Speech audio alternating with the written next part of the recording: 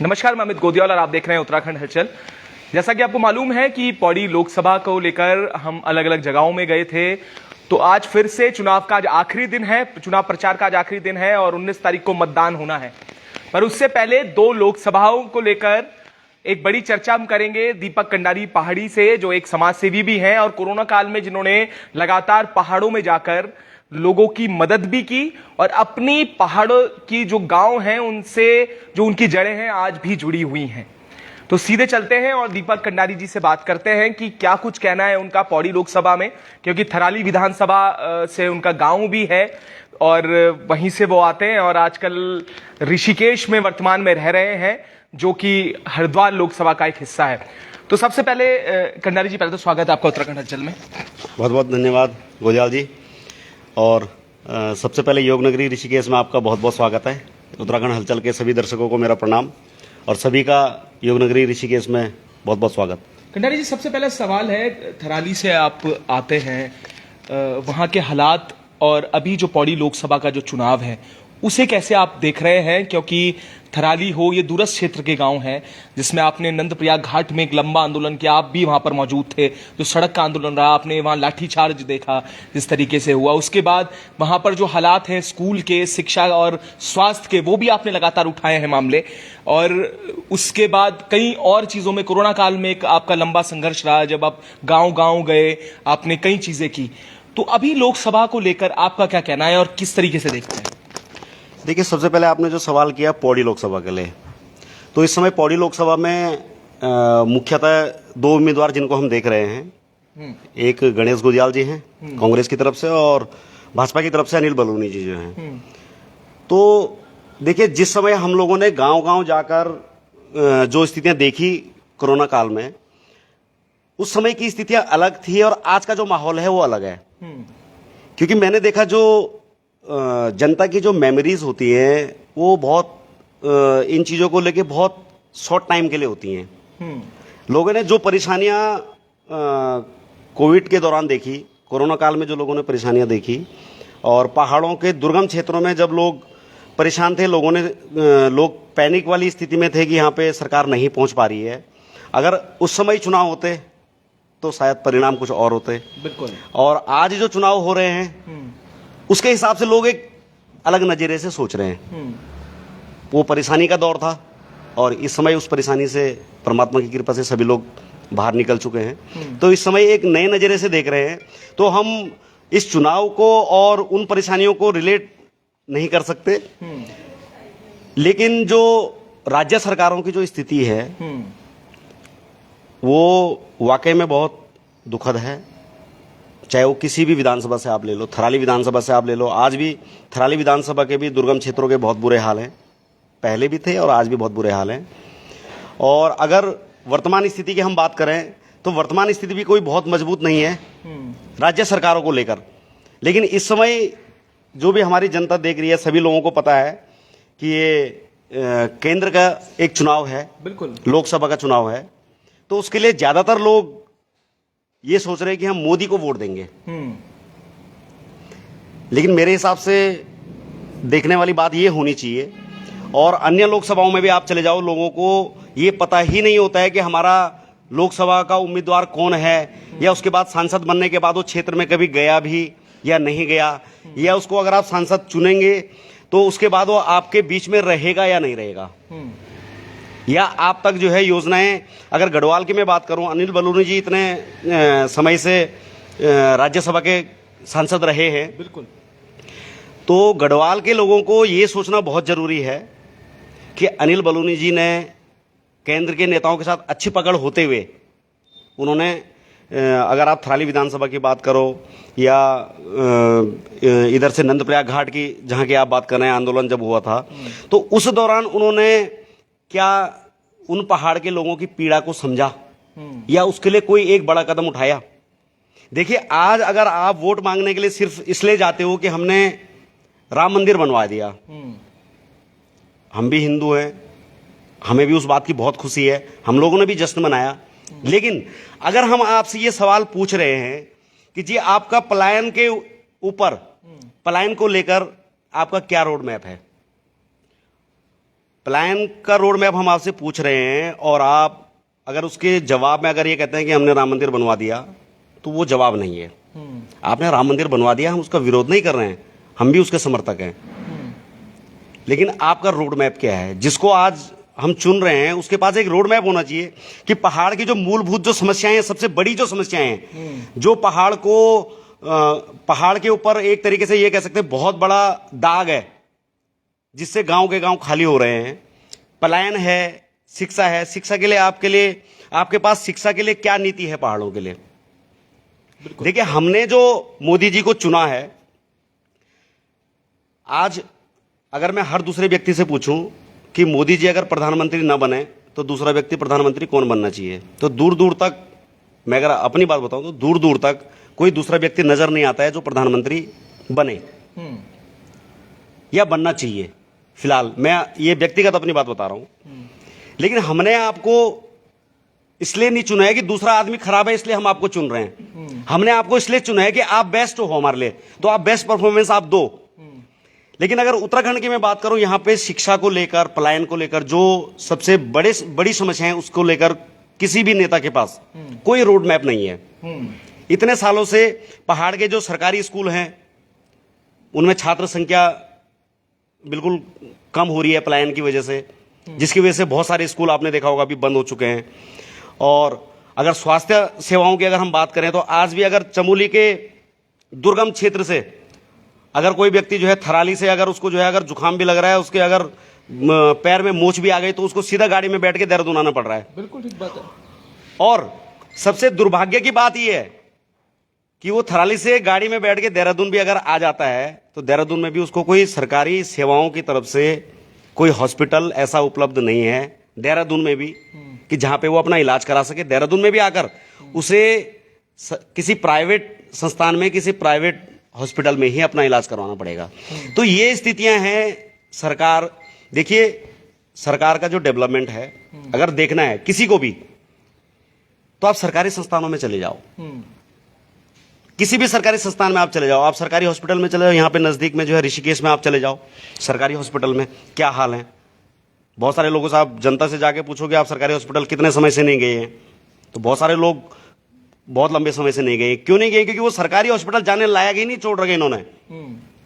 सरकारी स्कूलों की हालत देख लो, कितनों के बच्चे पढ़ रहे हैं। आप हर दूसरे व्यक्ति से पूछोगे किसका बच्चा आज जो है ऋषिकेश में सरकारी स्कूल में पढ़ रहा है। पहाड़ों की तो छोड़ो, ऋषिकेश में किसका बच्चा पढ़ रहा है? बिल्कुल। तो सरकार का जो आईना, सरकार को आईना दिखाने वाली जो चीज होती है, सरकार के जो अपने संस्थान होते हैं, बिल्कुल, उनकी क्या स्थितियां हैं। तो ये तो देखो सवाल पूछना पड़ेगा जनता को। सिर्फ एक मेरे सवाल पूछने से नहीं होता है, हर व्यक्ति को ये सवाल जरूर पूछना चाहिए कि भाई ये कब सुधरेंगे। तो ये तो है हमारे पहाड़ों के हाल। मैं अब सीधे पौड़ी से आपसे मैं बात करूंगा, क्योंकि उसके बाद हरिद्वार भी मुझे आना है।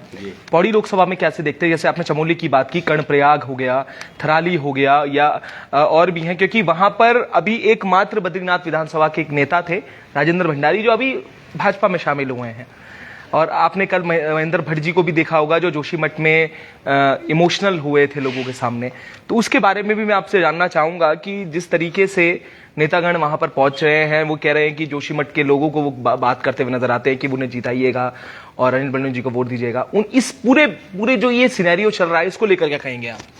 देखिए, ये बहुत दुखद है और ये वाकई में बहुत चिंता का विषय है कि इस वक्त क्या हो रहा है कि जो भारतीय जनता पार्टी की जो स्थितियां, जैसा आपने बताया राजेंद्र भंडारी जी उनके पास चले गए, ये जो भी सरकारें वर्तमान में फैसला ले रही होती हैं उसके बहुत दूरगामी परिणाम होते हैं। वर्तमान में जो असर होता है वो होता ही है, लेकिन 10% वर्तमान में असर होता है और 90% जो असर होता है वो भविष्य के लिए होता है। तो भविष्य के लिए बहुत चिंताजनक विषय है कि भारतीय जनता पार्टी इस समय जो मैसेज दे रही है, जितने भी भ्रष्टाचारी हैं, जिन पे केस चल रहे हैं, ईडी के केस चल रहे हैं या सीबीआई के केस चल रहे हैं या अन्य कोई भी केस चल रहे हैं, हाई कोर्ट में, सुप्रीम कोर्ट में, जहां भी केस चल रहे हैं, वो नेता अगर भारतीय जनता पार्टी में आ जाता है तो उसकी सारी फाइलें बंद हो जाती हैं। तो इससे साफ एक संदेश जा रहा है जनता में कि आप सारे गुंडों को, सारे अपराधियों को अपनी शरण में आप ले लीजिए, उनके सारे केस माफ हो जाएंगे, उनके सारे केस बंद हो जाएंगे। और दूसरी तरफ जो विपक्ष है देखिए, लोकतंत्र एक मजबूत जो लोकतंत्र है वो कैसे बचेगा? एक मजबूत विपक्ष, एक मजबूत विपक्ष जो है वो कैसे बचेगा? बिल्कुल।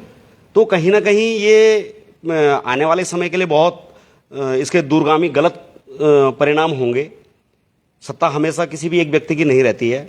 अगर भविष्य में कभी भी कोई दूसरा व्यक्ति आता है तो वो इनसे सीख के, बिल्कुल, क्योंकि ये सिखा रहे हैं लोगों को कि किस तरीके से 400 पार होना है, तो इस तरीके से 400 पार अगर होना है तो बहुत गलत है।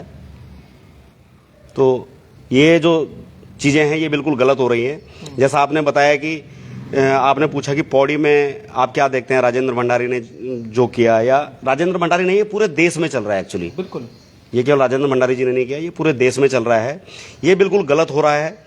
और वहीं अगर दूसरे अगर कांग्रेस के जो प्रत्याशी, अगर मैं बात करूं वहां की, हरिद्वार की हम इसके बाद बात करेंगे, अगर वहां के हम प्रत्याशियों की अगर बात करें तो गणेश गोदियाल जी को मैंने कई बार सुना। देखिए, मैं किसी भी राजनीतिक दल का प्राथमिक सदस्य भी नहीं हूं, लेकिन गणेश गोदियाल जी को मैंने कई बार सुना। जब आप स्वतंत्र होकर किसी व्यक्ति को सुनेंगे, किसी पार्टी का व्यक्ति होकर आप सुनेंगे, तो आपको कभी, अगर आप बीजेपी में हैं तो आपको बीजेपी का व्यक्ति अच्छा लगेगा, अगर आप कांग्रेस में हैं तो आपको कांग्रेस का व्यक्ति अच्छा लगेगा, वो स्वाभाविक है। लेकिन स्वतंत्र होकर अगर आप सुनेंगे तो गणेश गोदियाल जी की बातों को अगर आप सुनो, उनके विजन को अगर आप सुनो, तो गणेश गोदियाल जी अपने आप में एक मजबूत और शिक्षित और एक बहुत दमदार नेता हैं। वो एक बहुत अच्छे प्रत्याशी जो है पौड़ी लोकसभा सीट से उस क्षेत्र के लिए, चमोली हो या पौड़ी का क्षेत्र हो, उस लोकसभा सीट के लिए बहुत दमदार प्रत्याशी हैं। तो लोगों को क्या कहेंगे, क्योंकि अगर दीपक कंडारी पहाड़ी का एक नाम लिया जाए तो पहाड़ में काफी विख्यात है और प्रसिद्ध है अपने भजनों के द्वारा, अपने सोशल जो मैसेज आप देते हैं, और आपके अपने क्षेत्र में आपकी अपनी एक ख्याति है। थराली हो, नंदप्रयाग हो चाहे, तो ये तमाम जगहें हैं। उन लोगों को क्या संदेश देंगे इस लोकसभा को लेकर, मतदान को लेकर, क्योंकि बड़ा जरूरी है कि लोग अपने मत का इस्तेमाल करें, और क्या एक संदेश लोगों को देना चाहेंगे वहां के? पौड़ी लोकसभा से मैं स्वयं व्यक्तिगत तौर पे जितना मैंने गोदियाल जी को सुना है, और अनिल बलूनी जी को भी बहुत नज़दीकी से मैंने सुना है, तो अनिल बलूनी जी का मेरे को कोई अपनी एक विचारधारा या पहाड़ को लेकर एक जो रोड मैप होता है वो स्पष्ट मेरे को नहीं दिखाई दिया। तो गणेश गोदियाल जी के लिए, जैसे मैंने आपको पहले भी बताया, कि बहुत दमदार और उनका एक रोड मैप है पहाड़ों को लेकर, कि किस तरीके से पहाड़ों का डेवलपमेंट हो सकता है, किस तरीके से पलायन रुक सकता है, किस तरीके से पहाड़ों में रोजगार डेवलप किए जा सकते हैं। तो उसके लिए गणेश गोदियाल जी का, और सबसे बड़ी जो बात है, उनके अंदर अपनी बात को रखने का एक बहुत जबरदस्त उनका जो है तरीका है। जितनी भी मैंने उनके वक्तव्य सुने, चाहे राष्ट्रीय मीडिया पे मैंने सुना या उनको व्यक्तिगत तौर पे मैंने सुना, तो गणेश गोदियाल जी को एक दमदार नेता के तौर पर मेरे हिसाब से पौड़ी लोकसभा सीट से जो है चुनना चाहिए जनता को। ये मैं कहूंगा, कांग्रेस और बीजेपी से हटके, बिल्कुल दल को छोड़कर, आप भले ही आप किसी भी पार्टी के सदस्य हो सकते हैं, लेकिन दलों को छोड़कर, इसलिए मैं हर सीट के ऊपर इसलिए स्वतंत्र सोच के मैं बात कर सकता हूं कि किसी भी दल से हटकर, उससे अलग जाकर अगर आप सोचते हैं, तो एक दमदार कैंडिडेट अगर पौड़ी लोकसभा सीट से देखा जाए तो वो गणेश गोदियाल जी हैं। तो लोगों के लिए क्या आप? बिल्कुल, लोगों से जो है मेरी भी यही अपील है, और मेरी व्यक्तिगत भी यही सोच है कि एक दमदार कैंडिडेट को आपको जरूर सोचना चाहिए। पार्टी से हटकर गणेश गोदियाल जी एक दमदार कैंडिडेट हैं पौड़ी लोकसभा से, तो उनको लोगों को चुनना चाहिए, कांग्रेस और बीजेपी से हटके।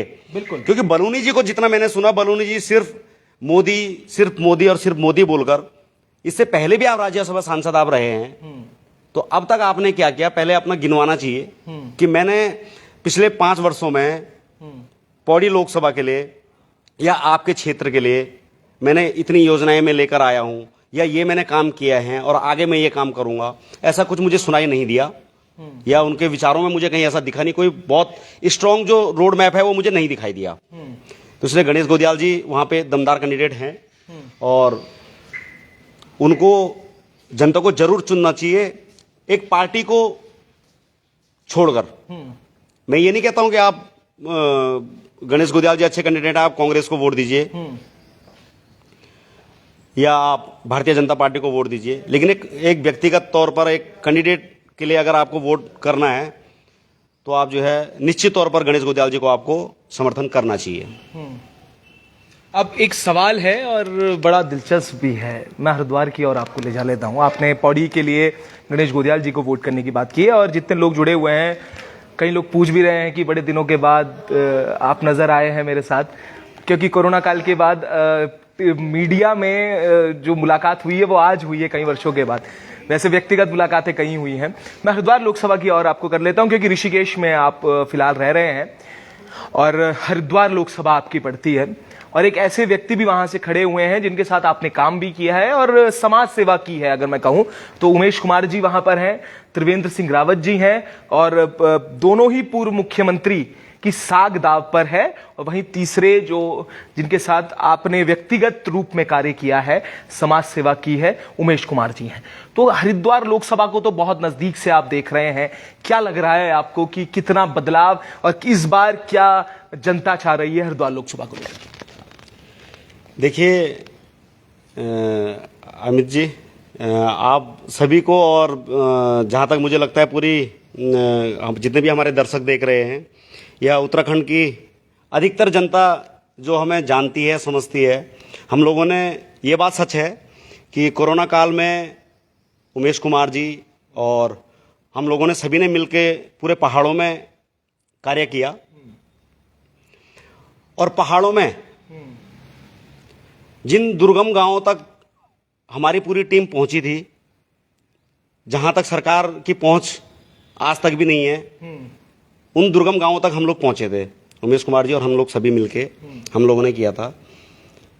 लेकिन उसके विपरीत उस कोरोना काल के बाद अगर देखा जाए, जो हमारी एक टीम थी, बहुत मजबूत टीम थी, जो हम लोग काम कर रहे थे, आज वर्तमान की जो स्थिति है, काफी लंबे समय से, जैसे दर्शक बहुत सारे पूछ रहे हैं कि आप लोग नहीं हैं साथ में, तो उस साथ में नहीं होने की क्या वजह है?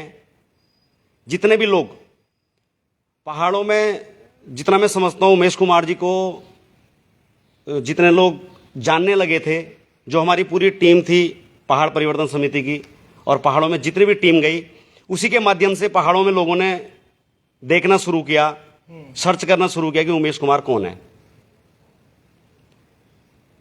लेकिन उसके बावजूद आज अगर मैं वर्तमान की बात करूं तो जो जितने भी लोग 4 साल पहले या कोरोना काल के दौरान जितने भी लोग टीम उमेश कुमार में थे, आज एक भी कोई व्यक्ति टीम उमेश कुमार में नहीं है। मैं स्वयं भी उनके साथ वर्तमान समय में नहीं हूं और पूरी टीम, कोई भी एक व्यक्ति नहीं है।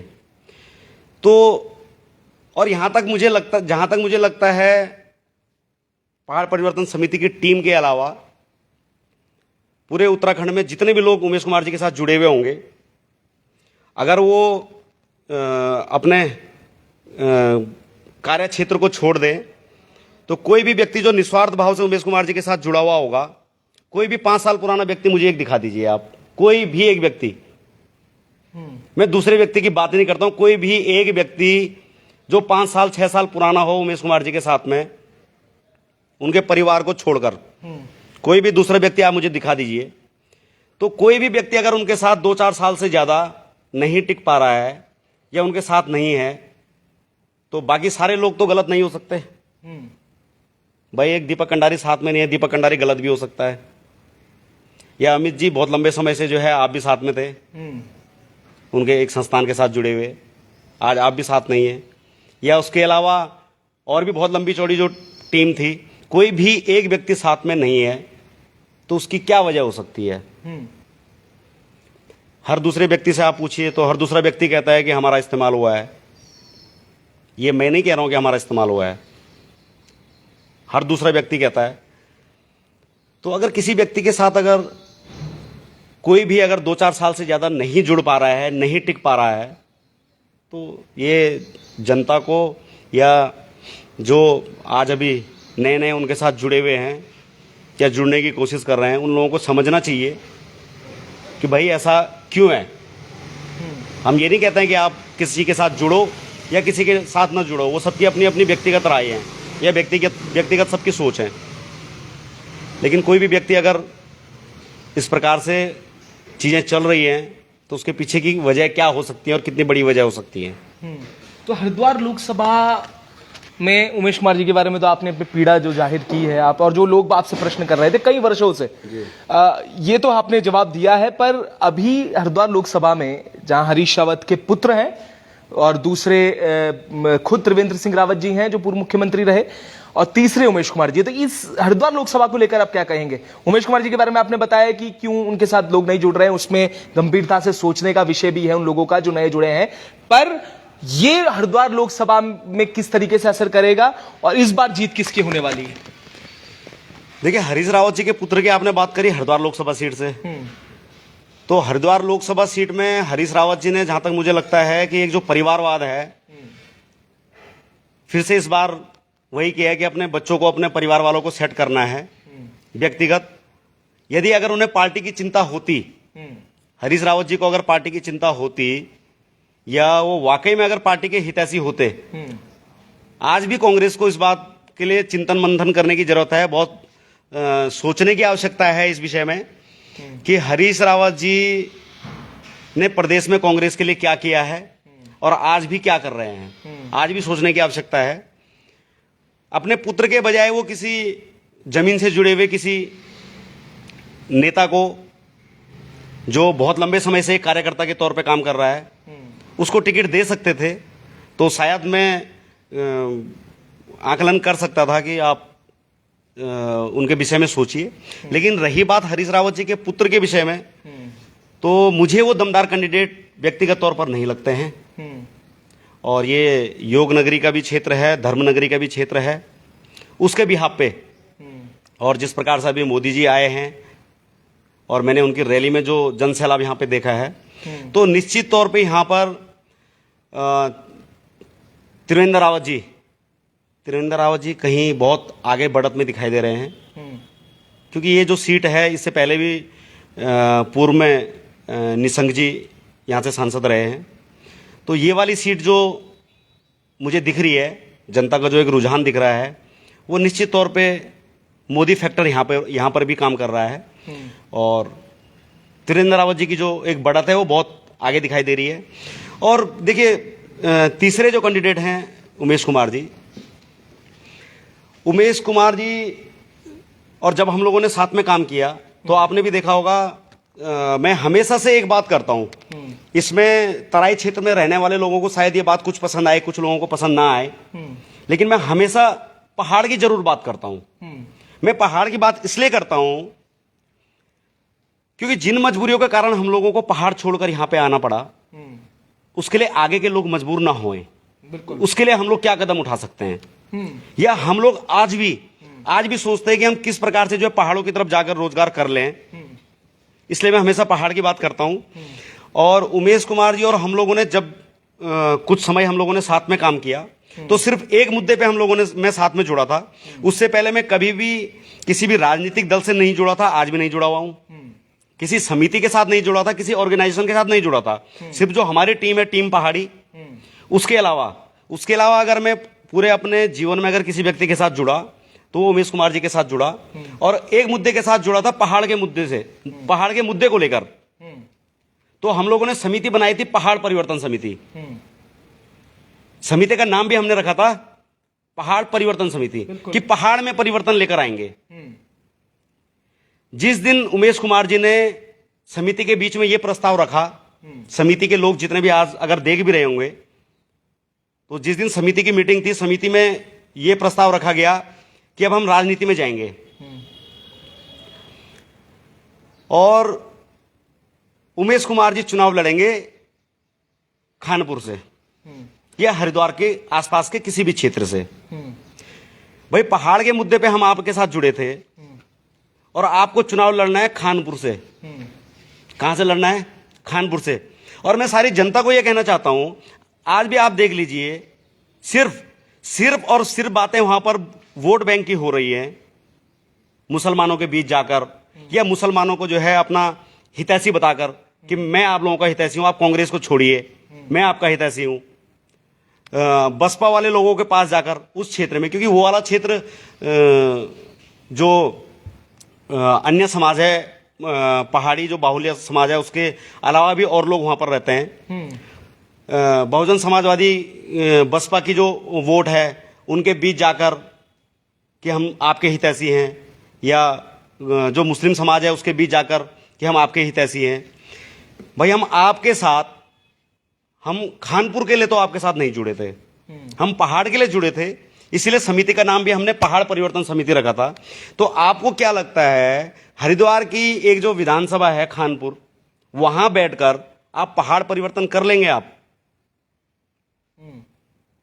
यदि आप सचमुच, मैं ये संदेश आपके माध्यम से, क्योंकि बहुत लंबे समय से मैं सक्रिय नहीं हूं, आज बहुत लंबे समय बाद मैं उमेश कुमार जी से ये सवाल पूछना चाहूंगा कि जो समिति हमने बनाई थी पहाड़ परिवर्तन समिति, आज भी उसके जो मेन अध्यक्ष है वो आपकी धर्म पत्नी जी सोनिया जी हैं, सोनिया शर्मा जी।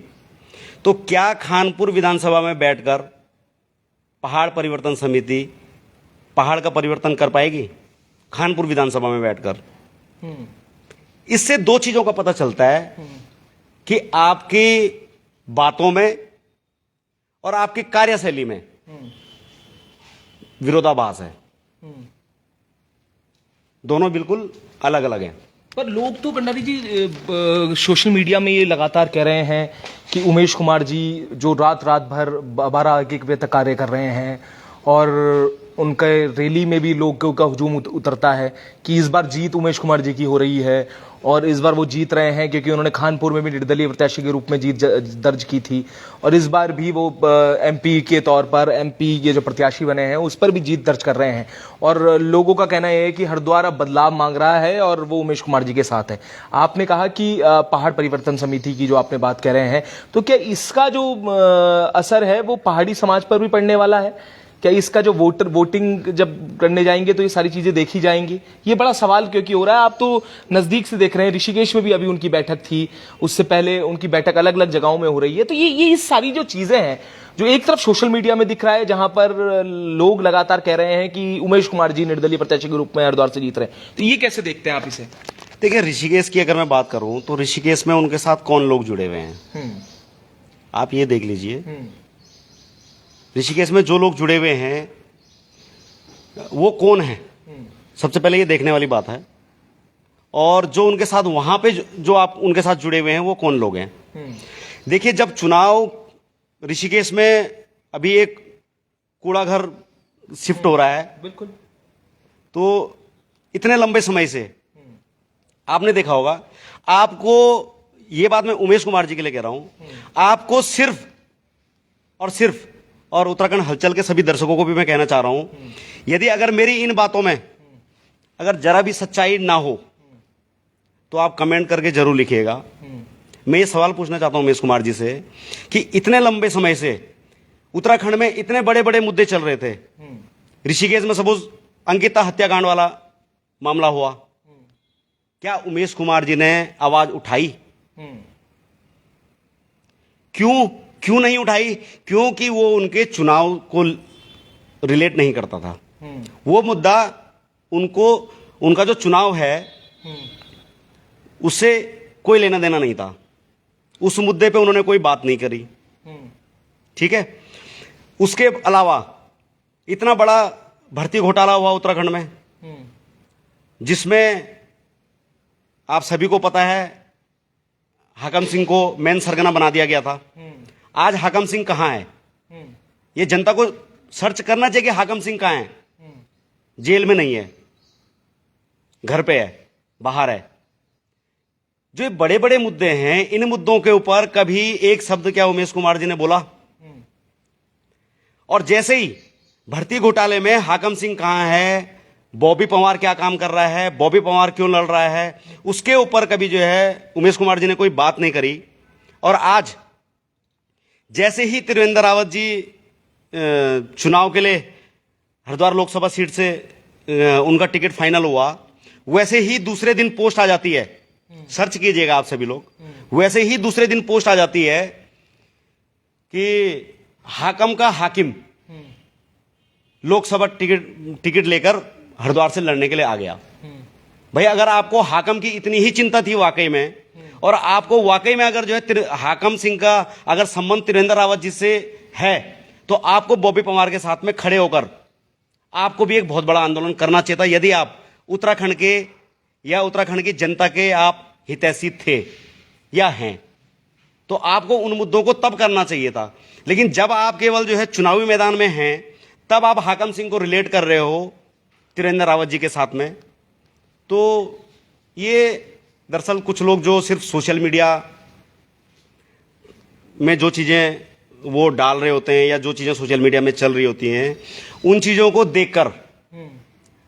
को देखकर या उससे इन्फ्लुएंस होके उसकी जांच पड़ताल करते नहीं हैं, उसको समझते नहीं है कि ये बात कही गई तो क्यों कही गई है। भाई आपको ये देखना चाहिए कि जो व्यक्ति वाकई में अगर राजनीतिक क्षेत्र में है और उत्तराखंड का हितैषी है, तो उसको उत्तराखंड के हर उस मुद्दे के ऊपर बात करनी चाहिए जो वाकई में उत्तराखंड के लिए जो है। भू कानून की बात कर लीजिए आप, जो सशक्त भू कानून के लिए इतने लोग सड़कों पर आए, क्या कभी आप सर्च कर लीजिए उनका, जिन लोगों ने अभी भी नहीं देखा है या जो लोग उनको फॉलो करते हैं देखते हैं, आप सर्च कर लीजिए। इतने आंदोलन हुए, किसी आंदोलन को समर्थन किया? नहीं किया। तो ये उत्तराखंड के जो मूल निवासी हैं, उत्तराखंड के जो लोग हैं, पहाड़ी समाज के जो लोग हैं, उन लोगों को ये बहुत करीबी से और बहुत गहनता से इस विषय में सोचना चाहिए कि पहाड़ का, मैं बार बार पहाड़ इसलिए कह रहा हूं क्योंकि ये पहाड़ी राज्य है। मैं हमेशा डंके की चोट पर कहता हूं कि उत्तराखंड राज्य की जो मांग थी, एक अलग पहाड़ी राज्य की मांग थी। बिल्कुल। तो जो एक अलग पहाड़ी राज्य की मांग थी, क्योंकि छोटे छोटे पहाड़ी क्षेत्रों से मिलकर ये राज्य एक अलग राज्य की मांग को लेकर ये राज्य बना था। तो मैं इसलिए हमेशा कहता हूं कि यहां पर प्राथमिकता में पहाड़ होना चाहिए, तभी उत्तराखंड का भला हो सकता है। सरकारें चाहे भारतीय जनता पार्टी की हो चाहे कांग्रेस की हो, मैं स्पष्ट तौर पर इस बात को कहना चाहता हूं कि पहाड़ की चिंता जिस सरकार को नहीं होगी, ये पहाड़ के लिए योजनाएं नहीं होंगी, पहाड़ के लिए रोड मैप अगर नहीं होंगे, तो पहाड़ क्या उत्तराखंड क्या किसी का भी भला यहां पर नहीं हो सकता है। ठीक है गंडर जी, दो टूक का मैं बात करूंगा। हरिद्वार से कौन और क्यों, बस एक आखिरी दो। स्पष्ट तौर पर मैं ये कहना चाहूंगा कि अगर तीनों कैंडिडेट में देखा जाए, यहां पे मैं इसलिए कह रहा हूं कि भारतीय जनता पार्टी या कांग्रेस से मैं नहीं कोई बात कहना चाहूंगा। स्पष्ट तौर पर हरिद्वार लोकसभा सीट से त्रिवेंद्र रावत जी को चुनना चाहिए, भारतीय जनता पार्टी को चुनना चाहिए। भारतीय जनता पार्टी को भी आप अलग रख दीजिए। तीनों कैंडिडेट्स में मैं कहना चाह रहा हूं कि कौन दमदार है, तो त्रिवेंद्र रावत जी जो है लंबे समय से संगठन के साथ भी जुड़े हुए हैं और पार्टी के साथ जुड़े हुए नेता हैं, और केंद्र में अगर वो जाते हैं तो निश्चित तौर पर देखिए, पार्टी की अगर मैं बात करूं तो लोकसभा में पार्टी क्या होती है, आप लोगों ने भी देखा होगा कि कांग्रेस का टिकट फाइनल होने से पहले यह बात सभी को पता है कि उमेश कुमार जी ने सारा दमखम लगा दिया था कि कांग्रेस पार्टी से टिकट उनको मिल जाए। ठीक है, चाहे कोई आधिकारिक तौर पर बोले या ना बोले, लेकिन सभी को यह बात पता थी कि पूरा जोर लगा जाता कि मुझे कांग्रेस से टिकट मिल जाए। नहीं मिला, क्योंकि पार्टी का जो कैडर वोट होता है वो अलग होता है, निर्दलीय का अलग होता है। बिल्कुल। तो निश्चित तौर पे हरिद्वार से अगर देखा जाए तो जो त्रिवेंद्र सिंह रावत जी हैं, वो अगर यहाँ पे हरिद्वार लोकसभा सीट में अगर जीत कर अगर वो जाते हैं, तो कुछ ऋषिकेश का, हरिद्वार का या हरिद्वार जो लोकसभा में जो भी क्षेत्र आता है उसका डेवलपमेंट होगा, वो निश्चित है। ठीक है, मैं टीरी की भी बात लेता हूं। वैसे तो दो लोकसभा से ही, क्योंकि टीरी भी लगती हुई है आपसे, तो टीरी में क्या देख रहे हैं? बॉबी, जोत सिंह गुंसोला या रानी राज्य लक्ष्मी शाह, क्या कहेंगे? निश्चित तौर पे इसमें कोई दो राय नहीं है। निश्चित तौर पे बॉबी पवार। देखिए, एक नौजवान साथी हमारा इतने लंबे समय से संघर्ष कर रहा है, और संघर्ष के साथ साथ आप ये देखिए, वो भर्तियों में घोटाला नहीं होना चाहिए, उसके लिए अगर आंदोलन कर रहे हैं तो जेल भेजा जा रहा है। बहुत पीड़ा होती है इन चीज़ों को देखकर। तो हम अपनी तरफ से टिहरी लोकसभा में यही बात कहना चाहेंगे कि तीनों में गुनसोला जी हैं। अब हर दूसरे व्यक्ति को अगर हम पूछते हैं कि गुनसोला जी वहाँ से चुनाव लड़ रहे हैं, तो हर दूसरे तीसरे व्यक्ति को किसी को पता नहीं है कि गुनसोला जी कौन है। और अगर आप चक्राता, पुरोला या आप रवाई वैली में चले जाओ तो आप बहुत सारे लोगों को आप पूछो कि आपने कभी रानी साहिबा को देखा है, बिल्कुल, तो लोगों ने नहीं देखा है। क्षेत्र में बिल्कुल गायब रहती हैं। तो तीनों कैंडिडेट्स में मैं निश्चित तौर पर यह कहना चाहूँगा कि बॉबी पंवार को सभी लोगों को समर्थन करना चाहिए। और मैं बॉबी पंवार को स्पेशली पूरे उत्तराखंड में 5 लोकसभा सीटों में सभी लोगों से, अपनी पूरी टीम की तरफ से, टीम पहाड़ी की तरफ से, और सभी लोगों से व्यक्तिगत तौर पर भी बॉबी पंवार के लिए वोट की अपील करता हूं कि बॉबी पंवार को आप लोग वोट दें। जितने भी नौजवान साथी हैं, जो मुद्दा बॉबी पंवार ने उठाया बेरोजगारों का, बेरोजगारी भी बहुत बड़ी समस्या है बिल्कुल उत्तराखंड के लिए। और भर्तियों में जो घोटाले जो पिछले कई वर्षों से निरंतर चले आ रहे हैं, बिल्कुल, जो रुकने का नाम नहीं ले रहे हैं।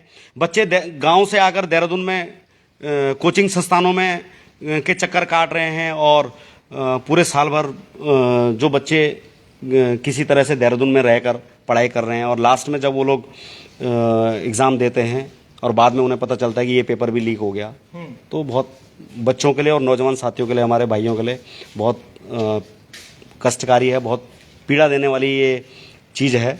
तो इसके लिए मैं निश्चित तौर पर यह कहना चाहूँगा कि अगर बॉबी पंवार अगर टिहरी से जीतता है तो ये एक बहुत बड़ा मैसेज सरकार को जाएगा। क्योंकि सरकारों तक, देखिए, जब तक ये मैसेज नहीं गया, जब तक मैं स्पष्ट तौर पर यह कहना चाहूँगा अपनी उत्तराखंड की जनता से कि जब तक सरकारों तक ये मैसेज नहीं पहुँचेगा कि वाकई में आपकी गलत नीतियों के हम खिलाफ हैं और आपकी गलत नीतियों से हमें दर्द हो रहा है, आपकी गलत नीतियों से हम परेशान भी हैं, तब तक उन नीतियों में सुधार नहीं होगा। यदि आपने टिहरी में, मैं पूरी जितने भी दर्शक देख रहे हैं और उत्तराखंड की टिहरी लोकसभा की जनता से ये कहना चाहूँगा कि यदि आपने इस बार बॉबी पंवार को नहीं जिताया तो अगली बार फिर कोई भर्ती घोटाला होगा और आपके बच्चे पूरी पढ़ाई करने के बाद भी नहीं निकलेंगे, तो आप दुख व्यक्त मत करना। बिल्कुल सही। फिर आपको दुख व्यक्त करने का कोई अधिकार नहीं है। क्यों? क्योंकि जो लोग आपके लिए, आपके बच्चों के लिए संघर्ष कर रहा है इतने लंबे समय से, पुलिस के डंडे खा रहा है, जेल जा रहा है, अगर आज आप उसका साथ नहीं देंगे तो फिर कल जो होने वाला है, या जो घोटाले भर्तियों में निरंतर जो चले आ रहे हैं, वो आगे भी निरंतर बने रहेंगे। उसके लिए फिर जो है परेशान मत होइएगा। बिल्कुल जी। तो ये बहुत लंबी चर्चा, और आज कई जो क्वेश्चंस थे उसके आंसर्स मिल चुके हैं। ऐसे प्रश्न थे जिनके उत्तर अभी तक नहीं मिल पाए थे, और कई वर्षों का इंतजारों के बाद आज वो प्रश्न के जवाब मिले हैं। तो दो टूक कही है, पौड़ी लोकसभा से गणेश गोदियाल के लिए वोट की अपील करते हुए नजर आए हैं दीपक कंडारी जी। अगर हरिद्वार से बात करें तो सीधे तौर पर त्रिवेंद्र सिंह रावत जी के लिए वोट अपील करी है, और तीसरे टिहरी लोकसभा से मैं बात करूंगा तो बॉबी पंवार के लिए, और एक संदेश दिया है कि कल अगर आप आज बॉबी पंवार को नहीं चुनते हैं तो कल अगर पेपर लीक होता है तो आपको दुख व्यक्त करने की कोई जरूरत नहीं है, और आप इसके हकदार भी नहीं होते हैं, क्योंकि आपने उन्हें चुना जिन्होंने शायद लोकसभा और संसद भवन में जो सवाल उठने चाहिए थे उन्हें नहीं उठाया। तो ये आप देखना होगा, जो दो टूक बातें की गई है, और जो उमेश कुमार जी के बारे में दीपक कंडारी जी ने कहा है, एक लंबे समय से अंतराल के बाद जरूर बोले हैं। जो प्रश्न लोगों के मन में थे, और अभी पुराने जो लोग जुड़े हुए थे उनके भी इसमें मैसेज आ रहे थे, उनके कमेंट आ रहे थे। हम भी इस पर आगे जुड़ेंगे और इस पूरे जो इंटरव्यू को देखकर जो लोग अभी नहीं जुड़ पाए थे, इसे देखिएगा और जरूर सुनिएगा दीपक कंडारी जी की पूरी जो कहानी रही टीम उमेश कुमार से और अब तक की क्या कुछ रहा, उसका पीड़ा भी व्यक्त की है और ये भी कारण बताया है कि क्यों आज अलग थलग नजर आती है पूरी टीम। तो हम भी आज आखिरी दिन चुनाव प्रचार का है और इसके बाद क्या होगा, मतदान दिवस के बाद 4 जून का इंतजार लोगों को रहेगा कि 4 जून को क्या होने वाला है। पर हम भी लगातार आपको अपडेट करते रहेंगे। तब तक के लिए आप लोग ऐसे ही जुड़े रहिएगा और देखते रहिएगा उत्तराखंड हलचल।